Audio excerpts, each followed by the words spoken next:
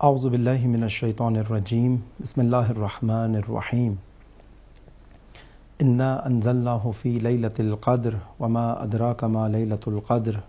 لیلۃ القدر خیر من الف شہر تنزل الملائکۃ والروح فیہا باذن ربہم من کل امر سلام ہی حتی مطلع الفجر۔ صدق اللہ العلی العظیم۔ شبہ قدر کی مناسبت سے آپ کی خدمت میں چند عرائض قرآن مجید کی شبہ قدر سے متعلق آیات کی روشنی میں پیش کرنا منظور ہے۔ ماہ مبارک رمضان کے استقبال میں جس طرح سے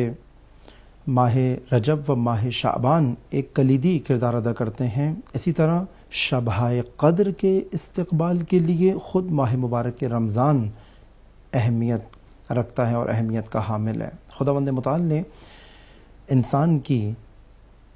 شخصیت اور انسان کے اس نفس اور انسان کی اس حقیقی شخصیت کے لیے جہاں خلقت کا اہتمام کیا ہے، خلقت کے بعد اس کی پرورش، اس کی تربیت اور اس کو اپنے مقصد زندگی کے قریب کرنے کے لیے یہ انتہائی قیمتی و انتہائی غیر معمولی اہتمام کیا جو ماہ مبارک رمضان کی صورت میں ہمارے شامل حال ہے کہ آج ہمیں شب 19ویں ماہ رمضان کی شب ہمیں درپیش ہے کہ جو کہ شب قدر کی محتمل راتوں میں سے ایک رات ہے، اور قرآن مجید میں شب قدر کا جو تعارف کرایا گیا ہے وہ قرآن مجید کے نزول کے ساتھ بھی شب قدر کو جوڑا گیا ہے۔ اور پروردگار عالم مثلاً خود سورہ دخان کی جو ابتدائی آیات ہیں اس کے اندر فرما رہا ہے، بسم اللہ الرحمن الرحیم، حامیم والکتاب المبین انا نزلناہ فی لیلۃ المبارکہ، کہ ہم نے اس کتاب کو جو کہ آشکار ہدایت کرنے والی ہے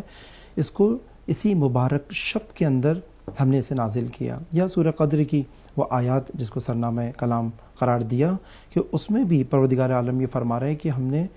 شب قدر کے اندر انا انزلناہ فی لیلۃ القدر، ہم نے اسے شب قدر کے اندر نازل کیا ہے۔ اور تمہیں کیا معلوم کہ شب قدر کیا ہے؟ وما ادراک ما لیلۃ القدر، بس تمہیں کیا معلوم شب قدر کیا ہے؟ یعنی اس سے مراد خداوند متعال ایک امر بھی کر رہا ہے، گویا استفہام ہے، سوال کیا جا رہا ہے کہ تمہیں کیا معلوم شب قدر کیا ہے۔ اس سوال کے پیچھے ایک امر ہے، ایک حکم ہے، ایک خداوند متعال رہنمائی بھی کر رہا ہے، بتا رہے کہ تم معلوم کرو کہ شب قدر کیا ہے۔ بس ہماری یہ شب قدر سے پہلے 19ویں ماہ رمضان کی شب،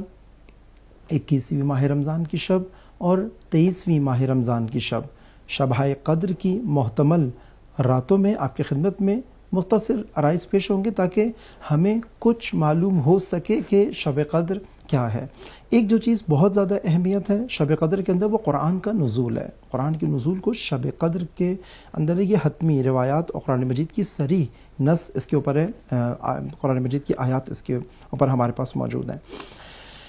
اس میں ایک اور چیز جو خداوند متعال ہمیں بتانا چاہتا ہے کہ شب قدر چونکہ 1000 مہینوں کی راتوں سے بہتر ہے، بس غیر معمولی شب قدر ایک غیر معمولی فرصت ہمارے شامل حال ہے، اور شبہ قدر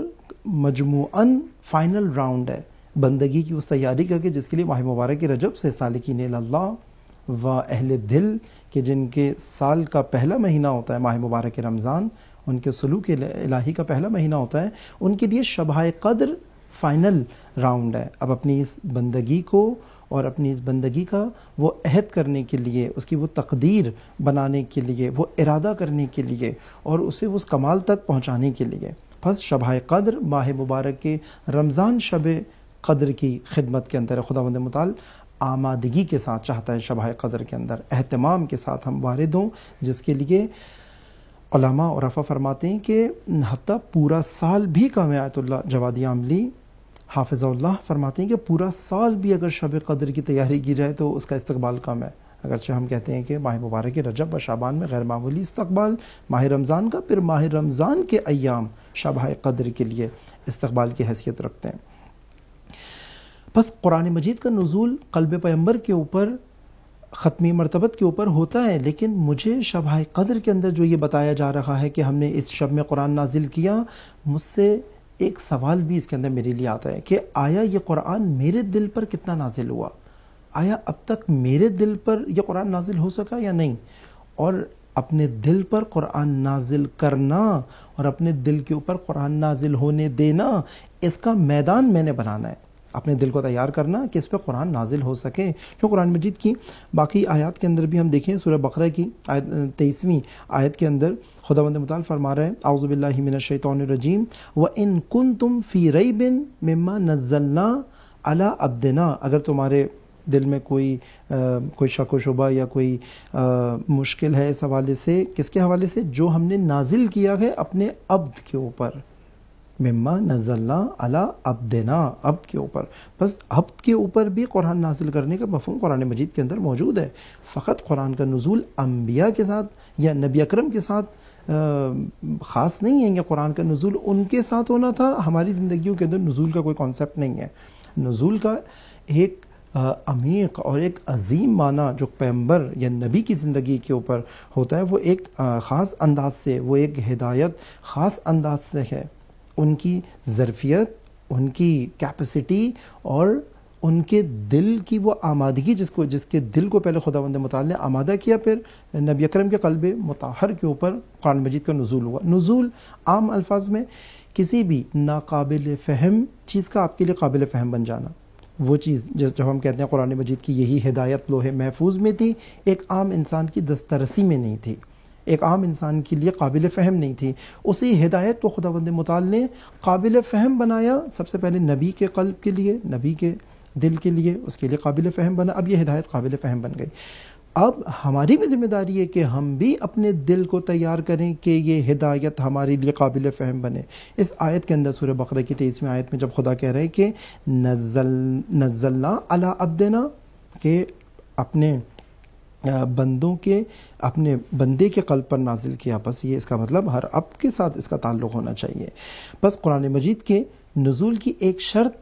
عبد ہونا ہے، کہ اگر ہم یہ قرآن مجید میں چاہوں اسی شب قدر کے اندر میں نے اپنا دل کتنا آمادہ کیا، ماہ رجب میں، ماہ شعبان میں، یا پورا سال، یا ماہ رمضان کی یہ جو گھڑیاں تقریباً 20 دن کی ہمارے شامل حال رہیں، میرا دل کتنا آمادہ ہوا کہ آج اس شب قدر میں میرے دل پر بھی قرآن نازل ہو سکے، میرے لیے بھی قرآن مجید کی وہ ہدایت قابل فہم بنے. اور جب میں قرآن مجید کی وہ ہدایت کو اپنے لیے قابل فہم بناؤں گا، میرے دل پہ قرآن کی آیات اتریں گی اور میرے دل کو تسخیر کریں گی. پھر یہ میرا نفس، جو کہ دل روح کا مرکز ہے، نفس کا مرکز ہے، انسان کی جو معنوی و روحانی وجود ہے و حیات ہے، اس کا مرکز دل ہے. جب اس پر قرآن مجید کی آیات نازل ہوں گی، اس کے لیے قابل فہم بنیں گی، ڈائجسٹ ہوں گی، اس کو ہضم ہوں گی قرآن کی آیات، اب عمل کے لیے زمینہ بنے گا، اب ارادے کے لیے زمینہ بنے گا. اب اس کا ارادہ، اس کی پسند، اس کی ناپسند، اس کی محبت، اس کی نفرت، اس کے اقدامات، اس کے فیصلے، اس کے ڈیسیجنز، اب سارے قرآن مجید کی ان آیات کی روشنی میں ہوں گے. لیکن اگر میرے زندگی کے اندر قرآن قراءت کی حد تک ہو، تلاوت کی حد تک ہو، وہ مجھے ثواب پہنچا سکتا ہے، لیکن شاید مجھے کہیں نہیں پہنچا پائے گا جب تک قرآن میرے دل کے اوپر نازل نہ ہو، قابل فہم نہ بنے. اسی لیے آپ دیکھیں تدبر اور تفکر کے بارے میں قرآن مجید کی کم از کم 50 کے قریب آیات جو خود بندہ حقیر نے مطالعہ کی، کہ جس کے اندر تدبر اور تفکر کی طرف وادار کیا جا رہا ہے، بتایا جا رہا ہے کہ تم تفکر کیوں نہیں کرتے، افلا یتفکرون افلا یتدبرون. اور قرآن مجید کے بارے میں امام سجاد علیہ الصلوۃ والسلام فرماتے ہیں کہ جس شخص نے خداوند متعال میں پناہ مانگتا ہوں تجھے قرآن کی ایسی قراءت سے، ایسی تلاوت سے کہ جس میں تدبر نہ ہو، بغیر تدبر کے، یعنی پھر میرے لیے نازل نہیں ہو پائے گا، یہ قابل فہم نہیں بن پائے گا. بس نزول کا جو شبہ قدر کے اندر آیا ہے، ایک مفہوم ہمارے لیے قرآن کا ہمارے دل کے اوپر بھی نازل ہونا ہے. لیکن چونکہ 19ویں شب ہم دیکھتے ہیں کہ یہ شب ضربت امیر المؤمنین بھی ہے. خطبہ شعبانیہ میں جب نبی اکرم ارشاد فرما رہے تھے کہ خطبہ شعبانیہ معروف خطبہ رمضان المبارک سے پہلے آخری جمعے کو مسجد میں اصحاب کو جمع کر کے خطبہ ارشاد فرمایا کہ قد اقبل الیکم شہر اللہ بالبرکت والرحمت والمغفرہ، کہ اے لوگوں تمہاری طرف ایک عظیم مہینہ آ رہا ہے رحمت، برکت اور مغفرت کے ساتھ. اسی خطبے کے اندر کہ اس کے اندر تمہاری نیند جو ہے وہ اس میں عبادت ہے، اور تمہارا سانس لینا اس میں تسبیح ہے. نومکم عبادہ و انفاسکم تسبیح. تو اسی میں آگے چل کے امیر المومنین اس خطبے کے مخاطبین میں سے تھے. اسی خطبے کے اندر رسول خدا فرماتے ہیں کہ اے علی، اسی رمضان المبارک کی راتوں میں سے ایک رات ایسی آئے گی کہ ایک شقی آپ کے سر پر ایک ضربت لگائے گا اور اس ضربت کے نتیجے میں آپ کی داڑھی رنگین ہو جائے گی. امیر المومنین کو اسی خطبے میں فرماتے ہیں، امیر المومنین نے جیسے یہ سنا فوراً نبی اکرم سے یہ سوال کیا کہ اے میرے نبی، آپ پر میری جان قربان ہو، کیا اس وقت میرا دین سالم ہوگا؟ اللہ نے امیر المومنین کی یہ حفاظت دین، امیر المومنین کی یہ دینداری، امیر المومنین کا یہ تدین اور اس کا عروج کہ فرما رہے ہیں کہ یہ فکر نہیں تھی کہ کون مارے گا، کیسے مجھے ضربت لگے گی، کیا ہوگا، کہ اے رسول کیا اس وقت میرا دین سالم ہوگا؟ نبی اکرم فرماتے کہ ہاں اے علی، آپ پر آپ کا دین سالم ہوگا. اور اسی گھڑی کے اندر پھر امیر المومنین نے فرمایا تھا فزت ورب الکعبہ الا لعنۃ اللہ علی القوم الظالمین فسیعلم الذین ظلموا ای منقلب ینقلبون.